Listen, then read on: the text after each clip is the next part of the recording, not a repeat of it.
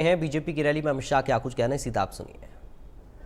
और प्रचंड आवाज से बोलिए, भारत माता की, भारत माता की। मंच पर उपस्थित हमारे प्रदेश अध्यक्ष श्रीमान मोहनलाल जी, श्रीमान कृष्णपाल गुर्जर जी, श्री राजकुमार बोहरा जी,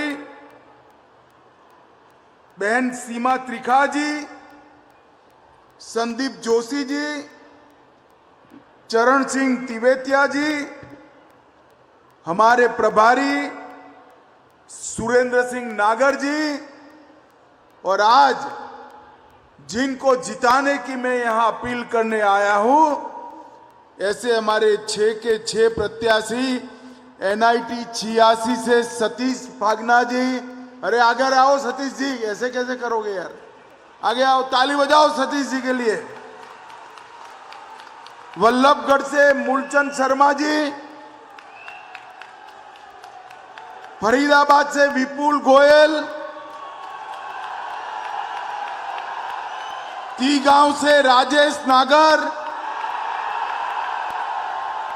पृथला से टेकचंद शर्मा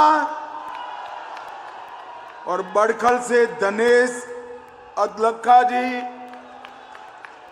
और आज विराट सभा में उपस्थित प्यारे भाइयों बहनों माताओं और मेरे जिगर के टुकड़े जैसे युवा मित्रों, आप सभी को राम राम नमस्कार। सबसे पहले मैं राजा नाहर सिंह की पावन धरती को प्रणाम करता हूं, राजा जैत सिंह नागर जी की इस भूमि को प्रणाम करता हूं। ये दोनों ने हमारी सांस्कृतिक विरासत को आगे बढ़ाने के लिए बहुत बड़ा काम किया है।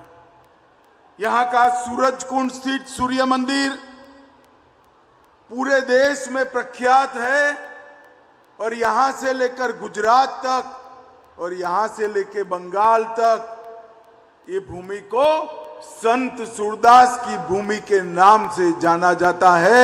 आज मैं इस भूमि को प्रणाम करना चाहता हूं। भाइयों बहनों, आने वाली 5 तारीख को हरियाणा में चुनाव होने वाला है। आपका एक वोट हरियाणा का भविष्य तय करने वाला है और 2 खेमे बड़े स्पष्ट दिखाई पड़ते हैं।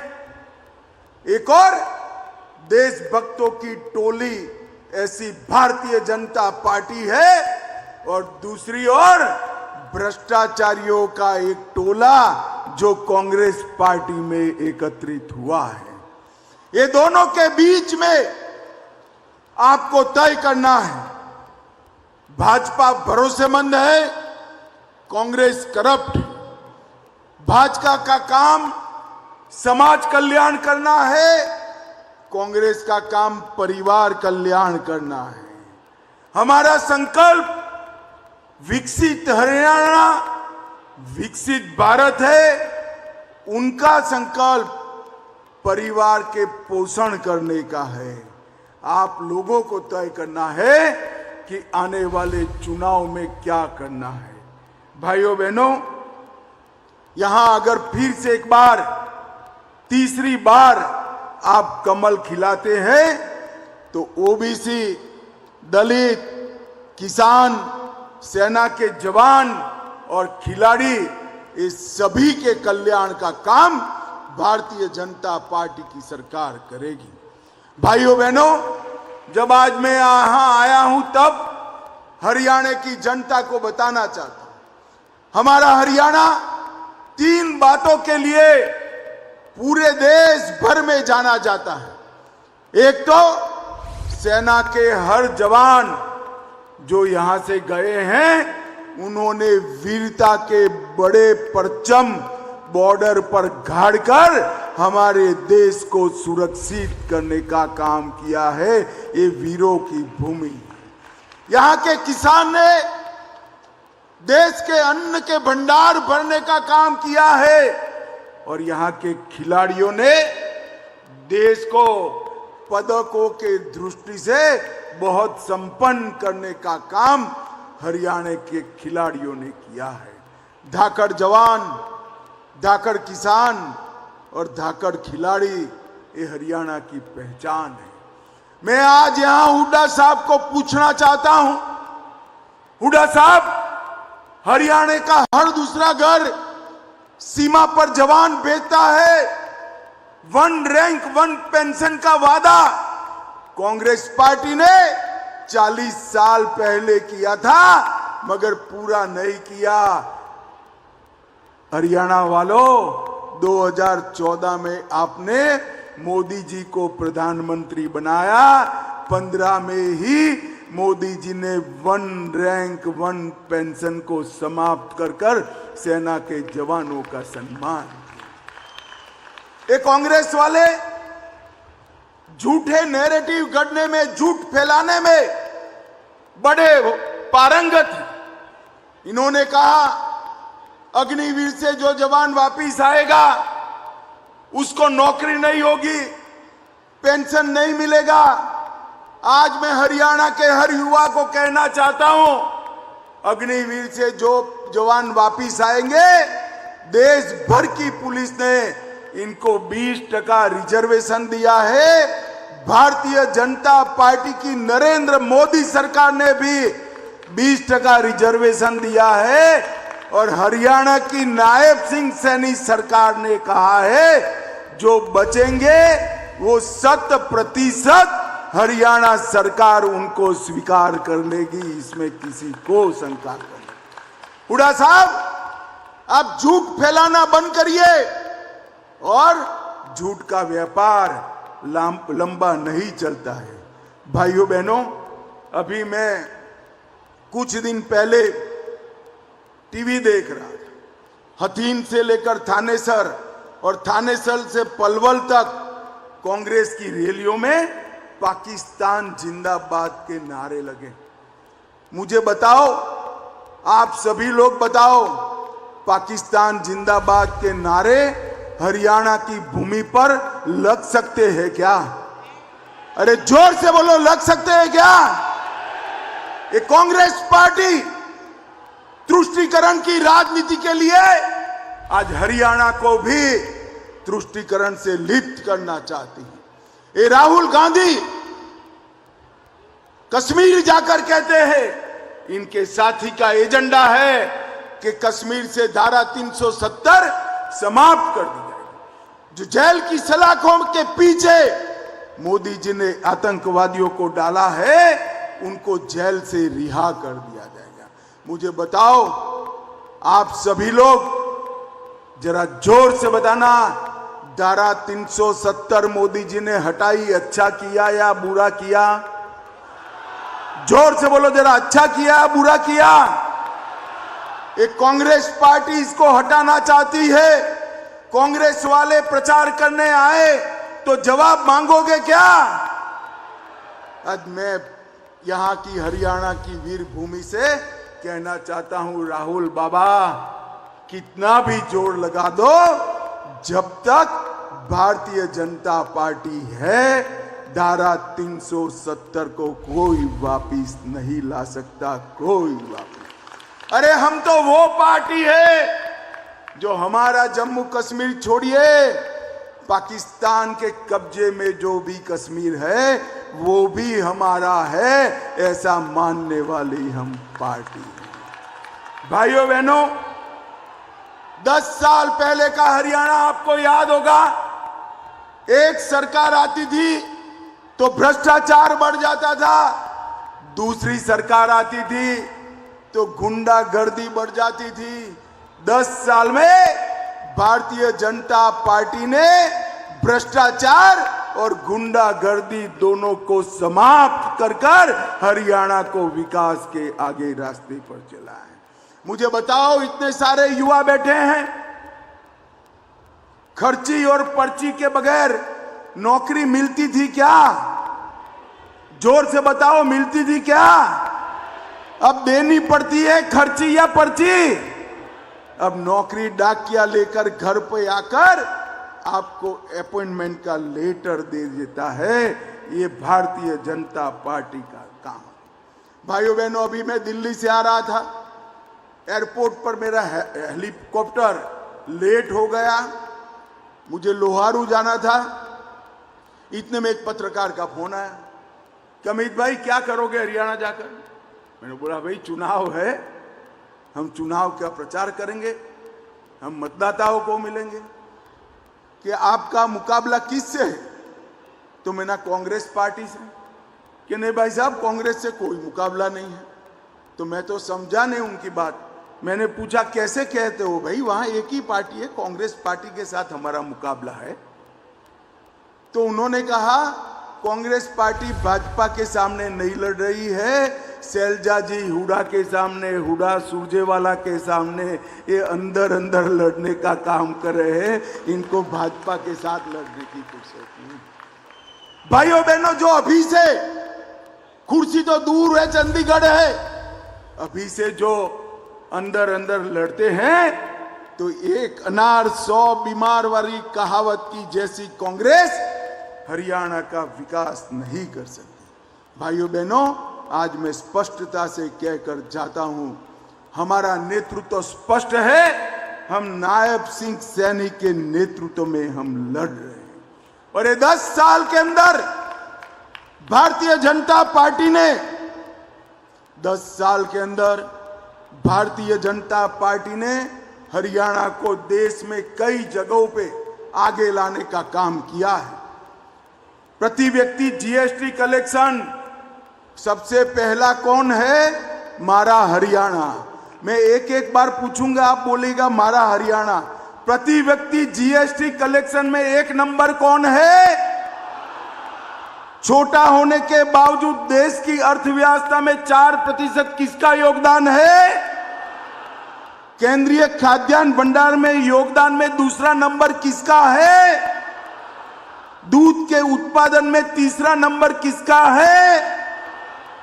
सबसे ज्यादा सामाजिक सुरक्षा पेंशन कौन दे रहा है? धुआं मुक्त गांव कहां बना है? सबसे लिखी पढ़ी पंचायतें कहां है? 400 फॉर्च्यून कंपनियों का हेडक्वार्टर कहां है? लॉजिस्टिक सुविधाएं देने में देश में नंबर 1 कौन है? और सबसे ज्यादा सुधार करने वाली व्यवस्था भी हरियाणा की रही है। भाइयों बहनों, प्रति व्यक्ति आय हो, प्रति व्यक्ति एक्सपोर्ट हो, वृद्ध सम्मान पेंशन हो, सीएम विवाह सगु योजना हो, हर चीज में हरियाणा नंबर 1 बना है। यहां पर 12 एक्सप्रेसवे बने हैं और दशकों से अधूरा पड़ा कुंडली मानेसर पलवल एक्सप्रेसवे का काम भी आगे बढ़ा है। 750 बेड का एम्स बनाया, आईआईटी दिल्ली का एक्सटेंशन स्थापित किया, 2000 करोड़ से सबसे बड़ा कैंसर का अस्पताल बनाया और झज्जर जिले में सबसे बड़ा बस अड्डा बनाने का काम भी किया है। ये विपुल भाई यहां बैठे ना, विपुल खड़े हो जाओ तो तुम जरा। ये विपुल गोयल और हमारे 5 प्रत्याशी आगे आओ भैया, सब आगे आओ। मैं आपको बताता हूं कि एक बार फरीदाबाद का विकास सुनिए। 262 करोड़ की लागत से नया रेलवे स्टेशन बनाया, इसमें मल्टी लेवल पार्किंग की सुविधाएं दी, फरीदाबाद में 7 नई ट्रेनें चलाई, कुंडली मानेसर पलवल एक्सप्रेसवे जेवर हवाई अड्डे से जोड़ दिया गया, प्रधानमंत्री स्ट्रीट वेंडर आत्मनिर्भर निधि में 30,000 रेहड़ी पट्टी वालों को लोन दिया गया, 56 गांव में नया मेडिकल कॉलेज बनाया, फरीदाबाद में ईएसआईसी का मेडिकल कॉलेज भी बनाया और इसके साथ साथ विधवा सहाय, पेंशन, वृद्ध पेंशन, हर घर में गैस का सिलेंडर। और माताओं बहनों, मैं आपको बताता हूं, जो अब सिलेंडर दिया गया है वो 500 रुपये में देने का निर्णय हमारे नायब सिंह जी ने किया है। हमने ओबीसी की क्रीमी लेयर को भी कम किया। हमने कई जातियों को, जिसमें गुर्जर जाति भी है, ओबीसी में जोड़ने का काम किया। सामाजिक सुरक्षा पेंशन में वृद्धि की और सबसे ज्यादा एमएसपी पर खरीदी करने वाला कोई एक राज्य है तो मेरा हरियाणा है, हरियाणा है। अटल किसान मजदूर कैंटीन के तहत 10 रुपये में भोजन की व्यवस्था की और मोदी जी ने 1,43,000 करोड़ रुपये का हरियाणा में विकास का काम किया है। हुड्डा साहब, 10 साल आप मुख्यमंत्री रहे, एक बार लिस्ट लेकर आ जाओ। फरीदाबाद के चौराहे पर विपुल गोयल चर्चा के लिए आ जाएगा। 2-2 हाथ कर लो, किसने ज्यादा विकास किया। भाइयों बहनों, मैं आज फरीदाबाद की विशाल जनसभा में आप सभी को विश्वास देने आया हूं। मोदी जी के दिल के सबसे नजदीक अगर कोई एक राज्य है तो हमारा हरियाणा है, आप मानकर चलना। हरियाणा के विकास के लिए मोदी जी कोई कसर नहीं छोड़ेंगे। यहां भाई भतीजों के लिए काम करने वाली सरकार की जगह देश की सुरक्षा के लिए, देश की समृद्धि के लिए, आतंकवाद के सफाए के लिए और राम मंदिर बनाने की वाली सरकार को एक बार फिर से लाने का काम आप करें, ऐसा मेरा आप सबसे निवेदन है। भाइयों बहनों, 5 तारीख को चुनाव है, अभी काफी समय बाकी है। हर गली गली, गांव गांव, घर घर जाकर कमल के निशान का संदेश दीजिए और भारतीय जनता पार्टी को विजयी बनाइए। मुझे बताओ जरा जोर से, भाजपा को जिताओगे क्या? अरे जोर से बोलो भाई, जिताओगे? हमारे 6 के 6 प्रत्याशी को कमल के निशान पर बटन दबाकर जिताओगे? नायब सिंह को मुख्यमंत्री बनाओगे? मोदी जी के हाथ मजबूत करोगे? तो मेरे साथ दोनों हाथ उठाइए, उठाइए दोनों हाथ, विजय के संकल्प की मुट्ठी भींचे और प्रचंड आवाज से बोलिए, भारत माता की वंदे वंदे वंदे।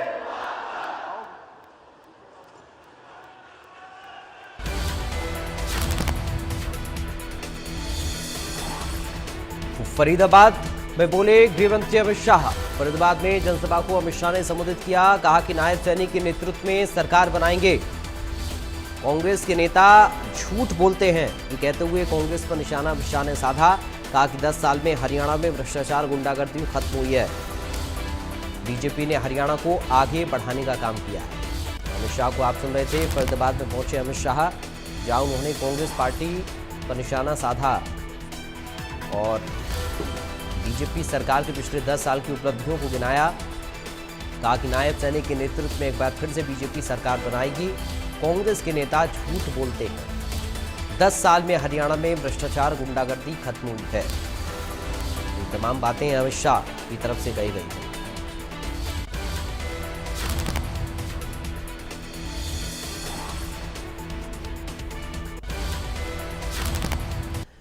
हरियाणा विधानसभा चुनाव की गूंज पूरे देश में सुनाई